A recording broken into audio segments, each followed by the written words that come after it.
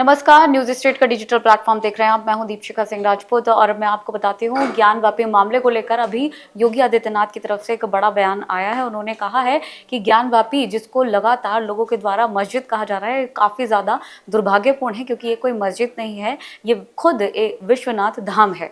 अब इस बयान के कई मायने निकाले जा रहे हैं और इसे सियासी रंग देने की भी कोशिशें अब होने लगी है। हालांकि योगी आदित्यनाथ ने जो बयान है, आपको बता दें कि वाराणसी कोर्ट के फैसले के बाद दिया है। और एक बार फिर से मैं बता देती हूँ कि उन्होंने क्या कुछ बयान दिया है। उन्होंने ज्ञानवापी मस्जिद को, जो कि अभी तक कहा जाता है कि ज्ञानवापी मस्जिद, इस वर्ड का इस्तेमाल किया जाता है, इसमें उन्होंने आपत्ति जताई। उन्होंने कहा है कि काफी दुर्भाग्यपूर्ण है, ये विश्वनाथ धाम है, यानी कि उन्होंने मस्जिद वर्ड जो है इस पे से हटाने की बात कही है। मैं आपको बता दूं कि वाराणसी की एक अदालत में हिंदू पक्ष के द्वारा जो याचिका दायर की गई थी वो फिलहाल खारिज कर दी गई है। स्थानीय जिला मजिस्ट्रेट की तरफ से आपको बता दें कि ज्ञानवापी परिसर में स्थित जो व्यास जी का तहखाना है, इसको मरम्मत के लिए जो है हस्तक्षेप करने के लिए कहा गया था एक हिंदू पक्ष के द्वारा, जो कि अब उसे खारिज कर दिया है। गौरतलब है कि यहाँ पर जो मंदिर बना हुआ है उसकी जो छत है वो काफ़ी पुरानी हो चुकी है, जर्जर हो चुकी है, और उसमें जो मुस्लिम श्रद्धालु हैं वो उसके ऊपर से चलते हैं, जिसकी वजह से जो खतरा है वो लगातार मंडरा रहा है। ऐसे में जो हिंदू पक्षकार हैं उनका ये कहना है कि इस छत की मरम्मत होनी चाहिए, यहाँ पर खंभे खड़े होने चाहिए ताकि जो छत है वो बचाई जा सके। यानी कि दो पहलुओं पर मैंने आपको जानकारी दी है। पहला पहलू ये है कि योगी आदित्यनाथ ने एक बयान दिया है जिसमें उन्होंने इसे विश्वनाथ धाम बताया है, तो दूसरी तरफ मैंने आपको ये जानकारी दी है। आचार्य शंकर जब अपने अद्वैत ज्ञान से परिपूर्ण होकर के आगे की साधना के लिए वे काशी में आए, तो काशी में साक्षात भगवान विश्वनाथ ने उनकी परीक्षा लेनी चाहिए। और उन्होंने इस बात को देखा कि प्रातः काल जब ब्रह्म मुहूर्त में आदि शंकर गंगा स्नान के लिए जा रहे होते हैं, तो वह सबसे अछूत कही जाने वाली एक सामान्य व्यक्ति के रूप में वह उनके मार्ग के सामने खड़े हो जाते हैं।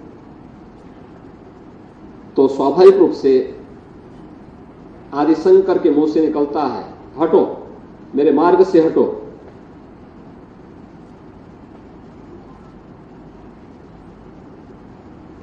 तो सामने से जो चंडाल होता है वह एक प्रश्न पूछता है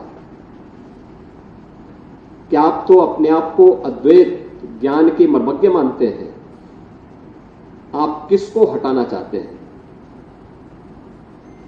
आपका ज्ञान क्या इस भौतिक काया को देख रही है, इस भौतिक काया के अंदर बसे हुए ब्रह्म को देख रही है?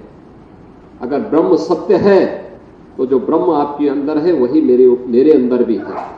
और इस ब्रह्म सत्य को जान करके अगर आप इस ब्रह्म को ठुकरा रहे हैं तो इसका मतलब आपका ये ज्ञान सत्य नहीं है।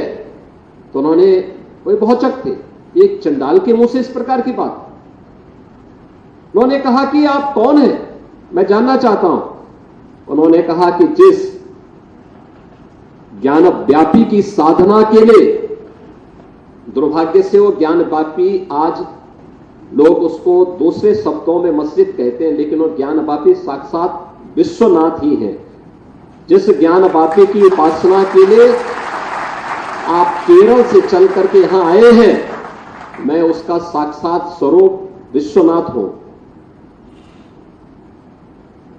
तो वह उनके सामने नतमस्तक होते हैं और उन्हें इस बात का पश्चाताप होता है कि नहीं, ये जो भौतिक अस्पृश्यता है यह न केवल साधना के मार्ग का सबसे बड़ी बाधा है, बल्कि राष्ट्रीय एकता और अखंडता की भी सबसे बड़ी बाधा है।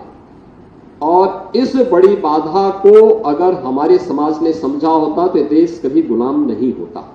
जो फैसले के बाद आई है जानकारी, उसके अनुसार आपको बता रही हूँ। और साथ ही साथ मैं आपको बता दूं कि हिंदू पक्ष के जो वकील हैं उनकी तरफ से ये बात कही गई है कि न्यायालय का जो फैसला है मुस्लिम पक्ष के द्वारा व्यास जी के तहखाने में मरम्मत के विरोध और सुप्रीम कोर्ट में चल रही कानूनी कार्यवाही पर आधारित था। ऐसे में फैसले के बावजूद हिंदू पक्ष तहखाने की मरम्मत की अनुमति के लिए जिला न्यायाधीश की अदालत में अपील करने की योजना बना रहा है। और उनकी तरफ से कहा गया है कि इस आदेश के बाद से 31 जनवरी को ही व्यास जी के तहखाने में पूजा एक बार फिर से शुरू हो गई थी। और ये जनवरी की बात है, 31 जनवरी से पूजा शुरू हो रही है और जिससे भक्तों को स्थापित मूर्तियों के दर्शन करने की अनुमति मिल गई थी। लेकिन उसके बाद जब ये पूरा मामला संज्ञान में आया कि जिस तरह से छत जो है वो कमजोर दिखी, तो उसके बाद से ये याचिका डाली गई थी। फिलहाल इसे खारिज कर दिया गया है। अब देखने वाली बात ये होगी कि क्या कुछ फैसला फिलहाल वाराणसी कोर्ट की तरफ से आता है। फिलहाल ये वीडियो कैसी लगी हमें बताइएगा जरूर। चैनल को सब्सक्राइब कीजिएगा, लाइक कीजिएगा। Thank you. न्यूज नेशन अब व्हाट्सएप पर खबरों के ताजा अपडेट के लिए न्यूज नेशन के इस QR कोड को स्कैन करें।